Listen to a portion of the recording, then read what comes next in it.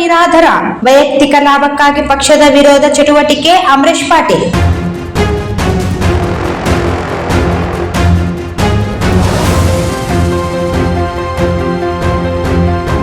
JDS taluk ಅಧ್ಯಕ್ಷ ಬುಡ್ಡನಗೌಡರ ವ್ಯಕ್ತಿತ್ವ, ಗುಣ, ಅವರ ನಡವಳಿಕೆ ಇಡೀ ತಾಲೂಕಿನ ಜನತೆಗೆ ತಿಳಿದಿದೆ.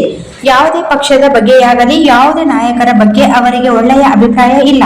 ವೈಯಕ್ತಿಕ ಲಾಭಕ್ಕಾಗಿ ಸುಳ್ಳು ಸುಳ್ಳು ಆರೋಪ ಮಾಡುವುದು, ಅಗೌರವದಿಂದ ನಡೆದುಕೊಳ್ಳುವುದು ಅವರ ಸ್ವಭಾವ. ಅವರು ಮಹಿಳಾ ಶಾಸಕಿಯ ವಿರುದ್ಧ ಮಾಡುವ ಆರೋಪ ನಿರಾಧಾರವಾಗಿದೆ ಎಂದು ಜೆಡಿಎಸ್ ಜಿಲ್ಲಾ ಉಪಾಧ್ಯಕ್ಷ ಅಮರೇಶ್ ಪಾಟೀಲ್ ಹೇಳಿದರು.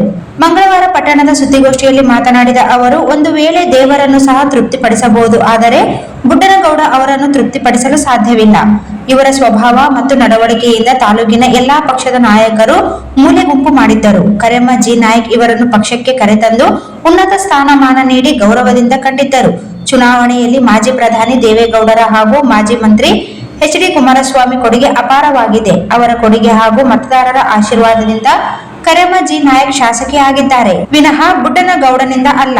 ತಾಲೂಕಿನಲ್ಲಿ ನಡೆಯುತ್ತಿರುವ ಅಕ್ರಮ ದಂಧೆಗಳಿಗೆ ಕಡಿವಾಣ ಹಾಕುವಂತೆ ಸದನದಲ್ಲಿ ಶಾಸಕಿ ಧ್ವನಿ ಎತ್ತಿದ್ದಾರೆ.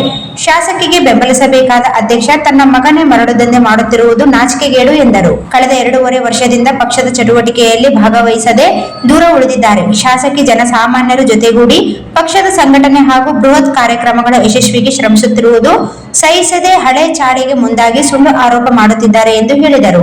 ಪಕ್ಷದ ನಿಷ್ಠಾವಂತ ಕಾರ್ಯಕರ್ತರು, ನಾಯಕರು ಶಾಸಕಿಗೆ ಜೊತೆಗೆ ಇದ್ದಾರೆ. ಅತೃಪ್ತ ವಲಸೆ ನಾಯಕರು, ಅವರ ಹಿಂಬಾಲಕರು ವೈಯಕ್ತಿಕ ಲಾಭಕ್ಕಾಗಿ ಪರದಾಟ ನಡೆಸುತ್ತಿದ್ದಾರೆ.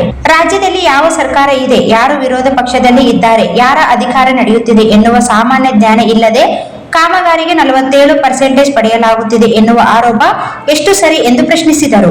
ತಾವು ಮಾರ್ಗದರ್ಶನ ನೀಡಬೇಕು ವಿನಃ ಆರೋಪಕ್ಕೆ ಮುಂದಾಗುವುದು ಸರಿಯಲ್ಲ. ಇವರ ಎಲ್ಲಾ ನಡವಳಿಕೆ ಬಗ್ಗೆ ಪಕ್ಷದ ಹಿರಿಯ ನಾಯಕರು ಗಮನಿಸುತ್ತಿದ್ದಾರೆ ಎಂದರು. ಇದೇ ಸಂದರ್ಭದಲ್ಲಿ ಶರಣಪ್ಪ ಬಳೆ, ಬಸನಗೌಡ ದೇಸಾಯಿ, ಶಾಲಾ ಮುದ್ದಾರ್, ಹನುಮಂತರಾಯ ವಕೀಲರು, ಇಸ್ಕಾ ಮೇಸ್ತ್ರಿ, ಸಿದ್ದಣ್ಣ ಗಣೇಕಲ್ ಉಪಸ್ಥಿತರಿದ್ದರು.